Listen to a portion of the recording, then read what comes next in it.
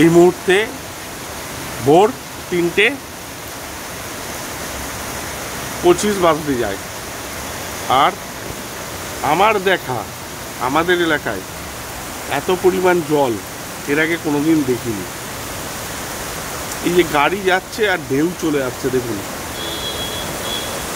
এর আগে কোনোদিন আমরা আমাদের এলাকায় এইভাবে জল হতে দেখিনি। অনেক বৃষ্টি হয়েছে, অনেক কিছু হয়েছে দেখেছি, কিন্তু এই প্রথম এই এলাকায় এত জল দাঁড়াতে দেখলাম। মানে এই ভোরবেলা পুরো ঘুমটা ভেঙে গেছে এই এত বৃষ্টির চোটে। এবং গাড়িগুলোর অবস্থা দেখে আপনারা বুঝতে পারছেন যে কী অবস্থা, গাড়ি এগোতে পারছে না, এত জল। কন্টিনিউ বৃষ্টি পড়ছে।